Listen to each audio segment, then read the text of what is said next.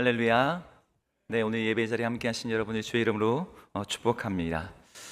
저희가 오늘 이사야 11장을 함께 읽었는데요. 이 본문에는 여러분들이 주목해서 보셨을 텐데 이새의 줄기에서 나는 한 싹에 대한 이야기가 시작됩니다. 우리는 지난 시간에 보았던 이사야 6장에 나왔던 거룩한 씨라고 불리는 존재와 같은 분에 대한 이야기인 거죠. 이사야서에는 이 거룩한 씨, 이새의 줄기에서 난 싹이라 불리는 이 분에 대한 여러 가지 많은 단어들, 표현들, 이름들이 나옵니다. 이분에 대해서 임마누엘이라고 부르기도 하고 전능하신 하나님, 평강의 왕, 이새의 줄기, 여호와의 종, 기묘자, 모사, 여러 가지 많은 이름을 붙이면서 이 분에 대한 예언의 말씀을 이사야가 하고 있습니다. 근데 이 모든 것을 통칭하는 가장 유명한 하나의 표현이 있죠. 여러분도 잘 아시는 단어입니다. 바로 메시아라는 단어, 기름 부음을 받은 자라는 단어입니다. 이 단어는 원래는 왕이나 선지자, 제사장들처럼 기름 부음을 직접 받음으로 말미암아 이들을 하나님이 택했다라는 것을 그 기본적인 의미로 담고 있는 단어입니다. 그런데 구약의 선지자들이 하나님으로부터 하나님이 보내실 한 분 메시아에 대한 수많은 예언의 말씀을 받고 그것을 전하고 기록하는 과정에서 이 단어가 부적절하게 사용되고 있음을 깨닫게 되었어요. 왕이든 선지자든 제사장이든 하나님이 택하신 모든 사람에게 이 단어를 쓰다 보니 그 의미와 무게가 너무 희색된 것이죠. 그래서 이 단어를 더 이상 기름 부음을 받은 모든 자들에게 사용하는 것이 아니라 하나님이 우리에게 말씀 가운데 보신 바로 그 한 사람을 가리키는 단어로 한정짓자. 그리고 이때의 의미는 단순히 기름 부음을 받은 자, 하나님이 택하신 자라는 의미를 넘어서 하나님이 이 땅에 보시는 구원자라고 하는 그 의미로서 이 단어를 새롭게 재정의하게 됩니다. 오늘 이사야 11장은 바로 이 메시아가 어떠한 분인지를 말해주고 있는 본문이에요. 사실 우리는 오늘 이사야 11장을 읽지 않고도 메시아에 대한 많은 것을 이미 알고 있는 사람들입니다. 그가 어떤 분이신지, 우리는 그분이 2000년 전 유대 땅 베들레헴에 오셨고 나사렛에서 자라나셨으며 십자가에서 죽으신 분 예수 그리스도라는 것을 알고 있어요. 우리는 복음서에서 그분의 성품, 그분의 사역, 그분이 하신 모든 일과 그 의미들에 대해서 읽었고 배우고 듣고 알고 있습니다. 그런 입장에서 우리 안에는 어떤 생각이 있냐면 구약의 선지자들이 미래를 내다보면서 말했던 이 메시아 예언은 지금 우리에게는 별로 의미가 없다고 하는 생각이 들 수 있어요.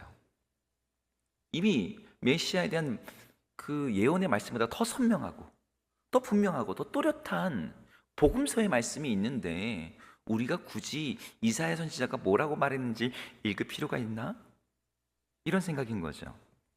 하지만 구약 성경에 나온 메시아에 대한 예언의 말씀은 유통기한이 지난 과거의 말씀이 아니에요. 여러분, 복음은 완료되지 않았습니다. 복음은 지금도 현재 진행형으로 계속되고 있어요. 복음은 구약의 선지자들에 의해서 예언되었고 예수 그리스도가 오심으로 사도들에 의해서 선포되었으며 그리고 아직 그 모든 예언이 완성되기를 지금 기다리고 있는 중입니다. 여러분들이 혹시 아이들 장난감 중에 제가 직접적인 브랜드를 말씀드렸으면 죄송하지만 레고라고 하는 그 블럭놀이 장난감이 있어요. 블럭들을 끼워서 조립해서 만드는 장난감인데 이 블록들을 잘 분류하고 찾아내서 설명에 따라 조립을 하면 그 장난감을 처음 살 때 그 박스에 그려진 바로 그 모습이 나옵니다. 우주선이 나오기도 하고 성벽이 나오기도 하고. 근데 어떤 분들은 그 장난감을 별로 좋아하지 않아요. 아니 굳이 돈 들여서 사는 장난감인데 그걸 맞추느라고 에너지 쓰고 시간 낭비하고 그 조립 잘못했다 뭐 스트레스 받으면서 이 하는 과정이 낭비처럼 느껴지는 거죠. 하지만 그렇게 말하시는 분들은 이 블럭놀이의 기쁨이 어디 있는지를 잘 모르시는 거예요. 여러분, 그 과정 자체가 이 블럭 장난감이 주는 최고의 기쁨이자 그 자체로 놀이입니다. 그 조립의 과정을 거치는 동안 내가 직접 만지면서 그 장난감이 소중해지고 의미 있는 성취감을 느끼게 돼요. 우리가 구약에 있는 선지서의 말씀을 읽을 때 바로 이런 일이 일어납니다. 우리 예수 그리스도가 이 땅에 오심으로 우리는 완성된 복음의 큰 그림을 가지고 있어요. 하지만 그 복음이 선지자를 통해서 주어지고 역사 속에서 실제로 구성되고 조립되고 만들어진 이 과정을 우리가 이 말씀을 읽음으로 참여할 때 우리는 이 복음을 더욱더 큰 그림 안에서 더 깊이 이해할 수 있습니다. 게다가 우리는 지금 복음의 완성판을 보고 있는 게 아니잖아요. 승천하신 예수님께서 다시 오시겠다고 하는 이 재림의 약속이 이 복음의 후반부에 아직 남겨져 있습니다. 그런 점에서 우리는 이 구약의 선지자를 통해서 주어진 예언의 말씀이 어떻게 주어졌고 그것이 역사 속에서 어떻게 이루어지는지를 함께 보면서 우리는 앞으로 이루어질 이 복음의 뒷장면도 같이 연상할 수 있는 거죠.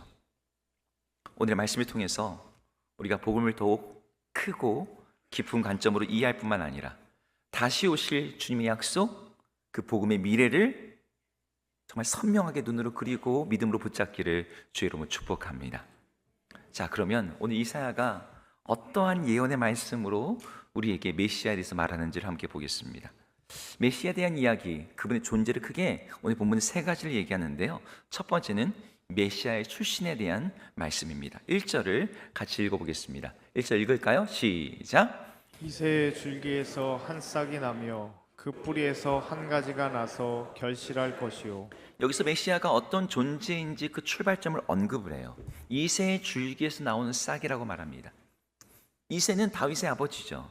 우리는 메시아가 다윗의 자손이라고 불리는 것을 알고 있습니다. 복음서에서 앞을 보지 못했던 바디메오가 예수님께 간청하면서 어디 계신지도 모르면서도 다윗의 자손 예수여 나를 불쌍히 여기소서라고 외칠 때 다윗의 자손이라고 하는 그 말은 내가 당신을 메시아라고 믿습니다 라는 고백이었어요.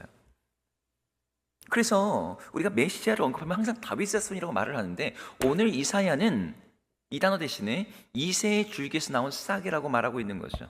왜 이렇게 말을 할까요? 뭐 같은 혈통이니까 비슷한 거 아닌가 싶지만 뉘앙스와 강조점이 완전히 다릅니다.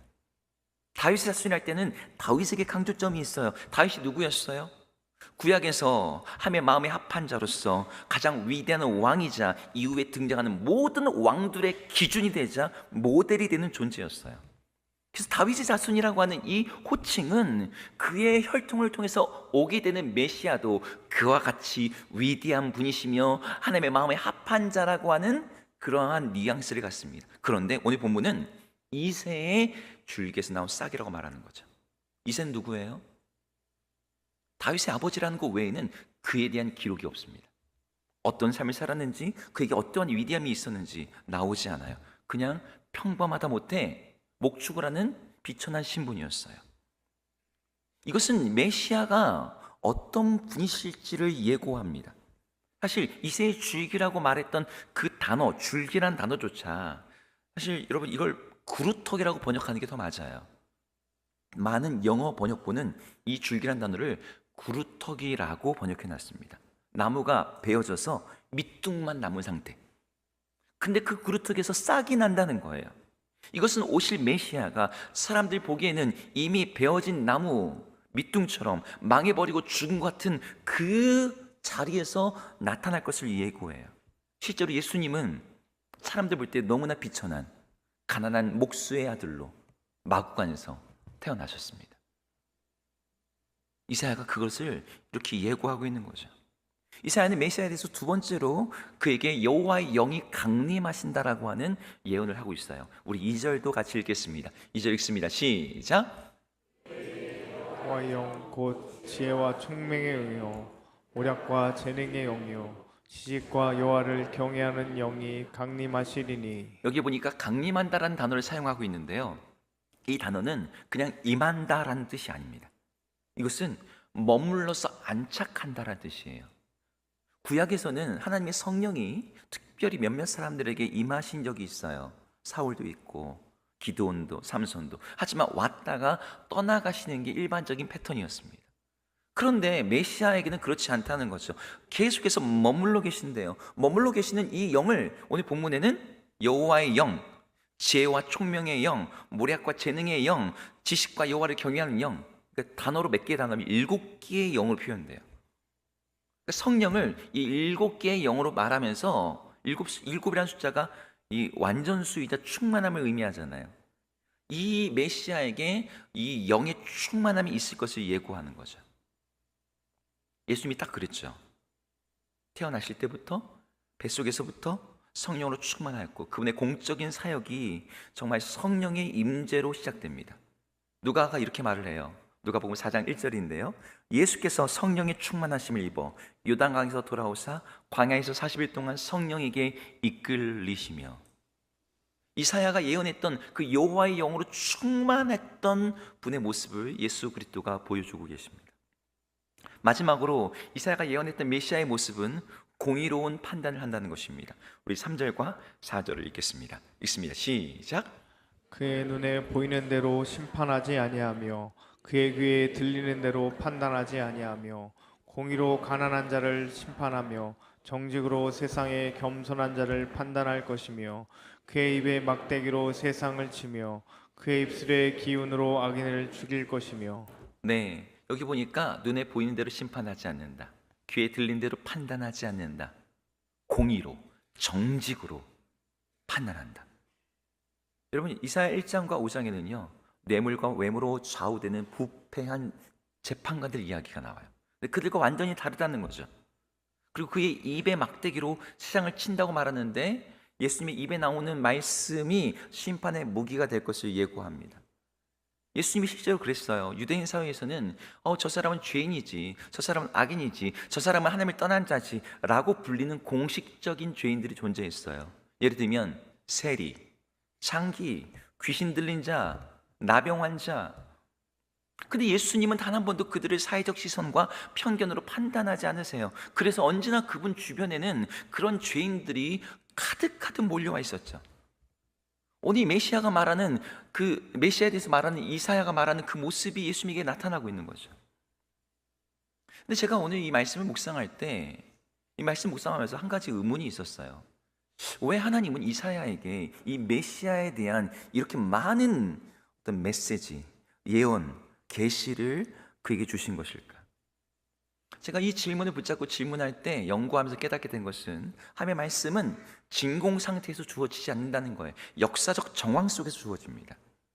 그러니까 오늘 메시아에 대한 이 말씀이 굳이 수많은 선지자들 가운데 이사야에게 주어진 것은 이사야가 살던 그 시대에 이 말씀이 주어져야 될 어떤 환경과 상황이 있었다는 거예요. 그럼 이사야가 살아가던 때가 어떤 상황이었는데요? 왜 이사야에게 메시아에 대한 이런 존재가 올 것이다라는 예언이 주어진 건가요? 그것은 이사야 시대에 가장 중요하게 언급되는 한 나라, 아수르라고 하는 나라의 배경이 깔려져 있습니다. 여러분, 이사야에서 아수르를 검색하면 어마어마하게 나옵니다. 10장 앞에 한 장만 봐도 10장 전체가 아수르 이야기예요. 아수르는 이사야서가 쓰여지던 그 주전 8세기 때 이미 걸출한 3명의 왕, 디글랏빌라셀 3세, 살마네셀 5세, 사르곤 2세, 그리고 이제 이후에 계속 등장하는 사네리부터 시작해서 수많은 왕들이 정말 근동 지역 전체를 정복하고 병합해 가고 있었습니다. 이사야서 37장에 보면은 이 아수르 왕이 정복한 나라들의 목록이 쫙 나와요. 그리고 이사야서가 기록될 때 이미 북이스라엘은 그 아수르에 의해서 멸망을 당한 상태였습니다. 이제 남유다 하나 남았는데 남유다도 풍전등화인 거예요. 유대의 왕이었던 아하스가 이사야 선지자가 가서 말합니다. 하나님께서 당신에게 말합니다. 두려워하지 말라고. 근데 아하스는 그 하나님의 말씀을 신뢰하지 않습니다. 아수르에게 조공을 바치는 속국이 되기를 선택했어요. 여러분, 이런 배경에서 하나님의 백성을 자부하는 유다 백성들의 마음은 어땠을까요?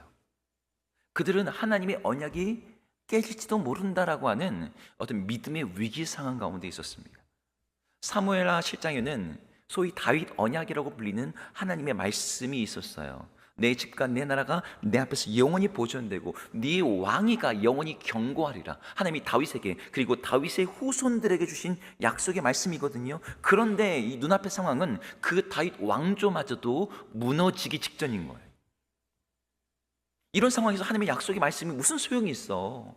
그분의 약속도 하나님께서 상황 따라서 못 지키실 때도 있는 거지. 뭐 이런 두려움이 있는 거죠. 그런데 오늘 이 사야를 통해서 하나님이 말씀하시는 거예요. 아니, 보이는 현실만이 전부가 아니야. 또 다른 세계가 있어. 여러분, 예언은 기본적으로 지금 보고 있는 것 너머의 다른 걸 보게 만들어요. 백성들의 눈에는 다윗 왕주의 몰락과 임박한 위기만 보였지만 하나님은 이 나라가 위험할지라도, 아니 심지어 멸망할지라도, 실제로 유다가 멸망하죠. 하나님은 구루터기에서 하나님의 약속을 이루어내시는 분임을 말씀하시는 거예요. 사람이 보는 것 너머에서 하나님이 하시는 일이 있다는 것, 하나님의 언약은 결코 깨어지지 않는다는 것. 그래서 무엇을 말합니까? 궁극적으로 이 예언은 미래를 보여줌으로 지금 현재를 어떻게 살아야 되는지를 가르쳐 줍니다. 나중에 이런 일이 일어날까요? 이거로 끝이 아니고요, 그 미래 때문에 너는 지금 이렇게 살아야 된다는 걸 말하는 거죠. 여호와의 심판의 날이 올 거야. 그럼 뭘 말해주는 거예요? 내가 지금 회개하고 하나님을 경외하며 살아야겠구나라고 하는 삶의 돌이킴을 만들어냅니다. 오늘 메시아 예언도 마찬가지예요. 메시아, 하나님께서 세우시는 구루터기에서 싹이 나며 그가 하나님의 영으로 충만하시며 그가 공의로 판단하시는 그 존재가 올 거야. 그러니 뭐 하라는 거예요?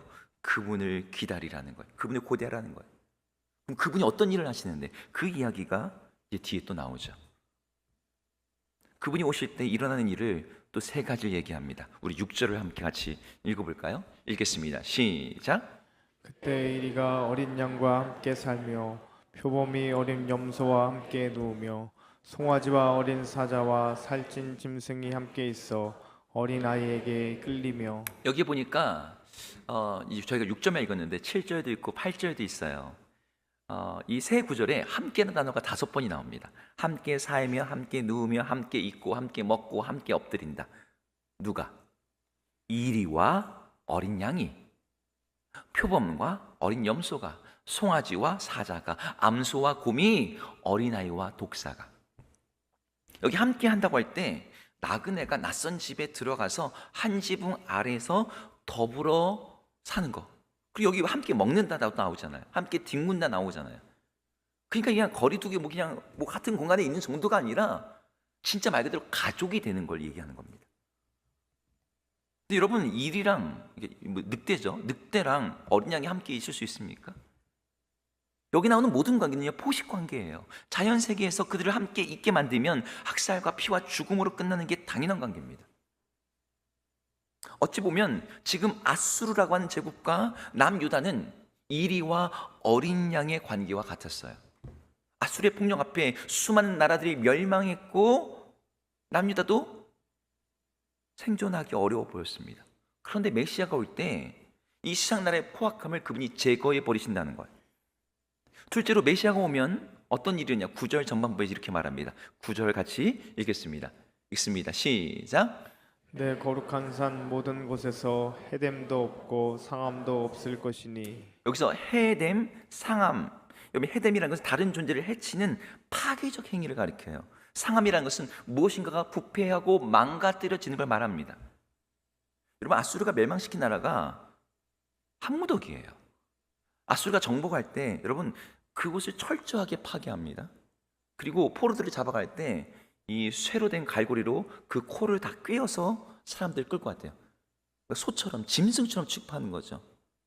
수많은 그 아수르의 그 부조, 니느웨의 부조를 보면은 포로들의 손목을 다 자르는 장면이 나옵니다. 발목을 다 잘라요. 짐승처럼 살도록. 손이 없으면 어떻게 먹어요? 그냥 입을 대고 먹어야죠. 그게 아수르가 그 당시의 모든 주변 나라들을 갖다가 공포로 지배했던 모습이었어요. 여러분, 우리는 죄와 사망이 이 땅에 만들어내는 해됨과 상함이 무엇인지를 압니다. 온 세상을 파괴하고 부패시키고 망가뜨리고 있고, 제가 여기를 더 설명하지 않아도 될 거예요. 그런데 메시아가 오시면 그 모든 악의 통치로 인한 그 해됨과 상함을 없게 만든다는 거죠. 세 번째로 메시아가 오면 어떤 일이 일어나느냐, 9절 후반부입니다. 같이 읽겠습니다. 읽습니다. 시작. 이는 물이 바다를 덮음같이 여호와를 아는 지식이 세상에 충만할 것임이니라. 네, 여기서 여호와를 아는 지식이라고 말하는 단어는 관계 속에서 인격적으로 경험적으로 알게 되는 지식이에요. 그리고 물이 바다를 덮는다라는 말은 하나님을 아는 게 몇몇 사람들만의 비밀이 아니라 모두가 알게 될 것이라는 말입니다. 이 일이 어떻게 일어나는데요? 메시아가 오시면. 사실 이사야가 예고하는 메시아가 오실 때 일어난다라고 하는 이 말들은 누가 봐도 불가능한 이야기, 정말 꿈만 같은 이야기죠. 어떻게 늑대와 양이 함께 삽니까? 세상에서 해됨과 상함이라는 게 어떻게 없어질 수가 있습니까? 하나님을 아는 지식, 물이 바다를 덮은 것 같지? 지금 하나님을 아는 나라는요, 남유다 하나밖에 없어요. 겨우 2개 지파. 온 세상의 모든 민족과 나라들을 갖다가 바다의 모래라고 치면 정말 한 줌도 안 되는 그 사람들밖에 없는데, 어떻게 여호와를 아는 게, 그것도 인격적으로 아는 것이 이 땅에 가득하겠느냐? 이거 합리적으로 납득이 안 되는 얘기인 거죠. 근데 메시아가 오실 때 그런 일이 일어난대요. 우리는 이 질문을 우리 스스로에게 해봐야 됩니다. 우리가 메시아라고 믿는 분이 누구예요? 예수 그리스도시잖아요. 그분이 오실 때 이러한 일이 일어났냐는 거예요. 성경은 그분이 오실 때 이러한 일이 일어났고 시작되었고 지금 그것이 점점 커져가고 있다고 말합니다. 이리와 양이 사는 것을 말해요. 사도 바울이 우리 방금 에베소 1장 2장을 암송했거든요. 2장에서 어떤 구절이 나오냐면, 그리스도께서 원수된 둘 사이에 막힌 담을 십자가로 허무셨고 둘을 하나로 만드셨다. 그 당시 가장 덕대덕이었던 유대인과 이방인들, 서로 혐오했던 이 관계를 하나로 만드셨대요. 해됨과 상함이 없다고 했는데 예수님이 오실 때 바로 그 일이 일어나죠. 수많은 병든 자들과 상한 자들과 귀신 자들을 갖다가 내어주시면서 우리 주께서 그들을 치유하시고 고치시는 이야기가 가득합니다. 그리고 여호와를 아는 지식이 가득하게 하신다고 하셨는데, 사도 요한이 이렇게 얘기해요. 제가 읽겠습니다. 요한복음 1장인데요. 본래 하나님을 본 사람이 없으되 아버지 품속에 있는 독생하신 하나님이 나타내시느니라. 이게 무슨 말이냐면, 예수님이 오심으로 말미암아 본래 하나님을 볼 수도 없고, 만질 수 없는데, 그분이 오심으로 말미암아 볼 수 없던 하나님이 예수 그리스도의 존재와 그분의 말씀과 행동과 인생 전체를 통해서 드러나게 되었다는 거예요.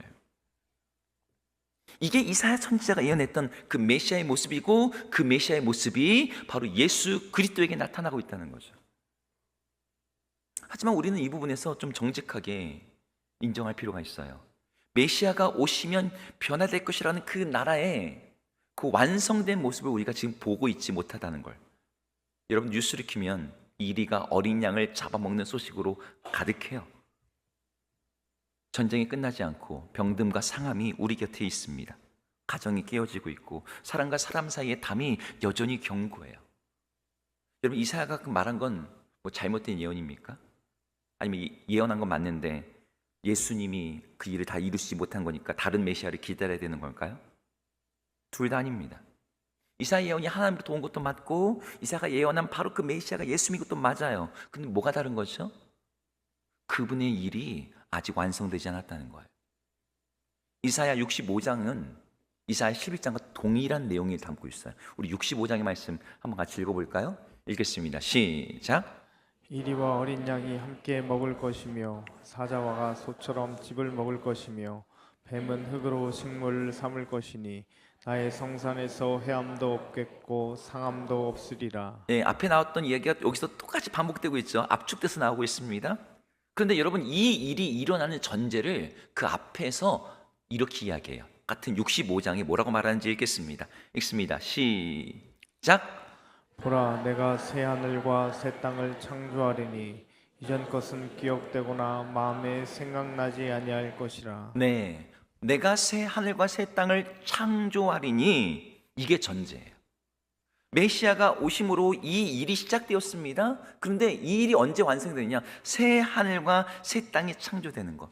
그 일은 언제 되는데요? 예수 그리스도께서 다시 오실 때 이 일이 완성된다고 말해요.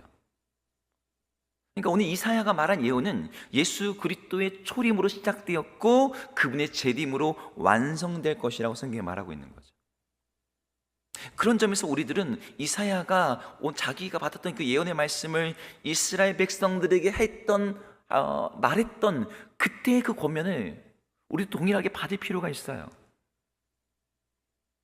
그 당시는 아수르가 그렇게 대단해 보였지만 여러분 우리 시대에도 세상 나라가 너무 대단해 보이지 않습니까? 제가 같이 스터디하는 목사님들하고 공부를 하고 이제 교류를 하는데 정말 공부할 게 너무 많아요. 몇 주 전에는 AI 관련해서 같이 또 공부하는데 어떻게 배워도 네, 제가 23년도부터 AI 유료로 쓰기 시작했거든요. 4년 지났는데 그 사이에 좀 안 했다고 얼마나 많이 발전했는지. 세상 나라가 너무너무 발전이 빠르고 강해 보이고 견고해 보입니다. 그에 비해서 하나님의 말씀은 더디 이루어지는 것처럼 보여요. 근데 오늘 이사야가 뭐라고 말하는 거예요? 아니, 보이지 않는 차원에서 우리 하나님이 일하고 계시고 하나님의 계획은 실패하지 않을 것이라고 말해요.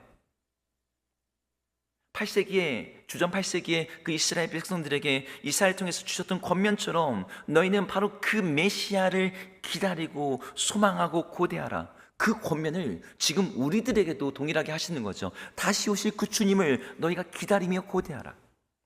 근데 여기서 기다리라는 말은 참고 버티라는 게 아니에요. 버티는 건 수동적인 겁니다. 구루터기를 보면서 그래 언젠간 오겠지 이렇게 견디는 걸 주님이 말하시는 게 아니에요. 여기서 기다림은 기대하라는 단어와 더 가까운 단어입니다. 여러분 농부가 씨를 딱 뿌려놨습니다. 그래서 열매를 맺기를 기다린다고 쳐요. 그럼 가만히 있는 겁니까? 아닙니다. 농부는요 매일 그 밭에 나갑니다. 잡초가 나면 그걸 갖다 빼요. 거기다 물을 줍니다. 싹이 언제 올라왔나, 싹이 잘 자라는지를 살피는 게 기대예요.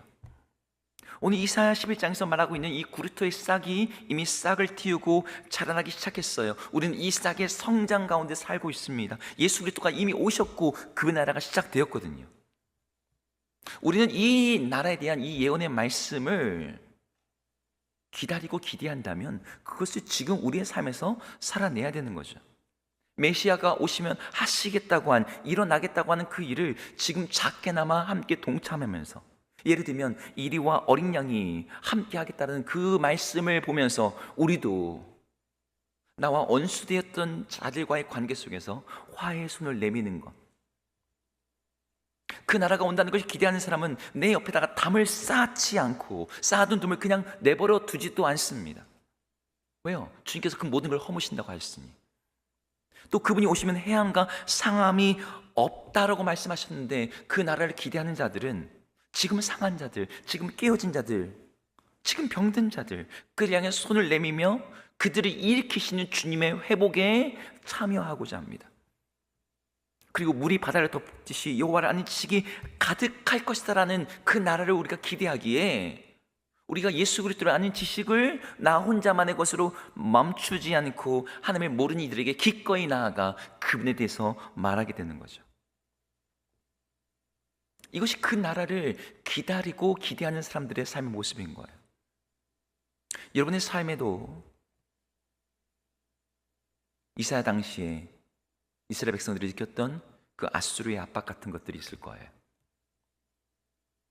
어쩌면 구루터기와 같이 되어버린 내 삶의 모습도 있습니다. 관계가, 건강이, 나의 가정이,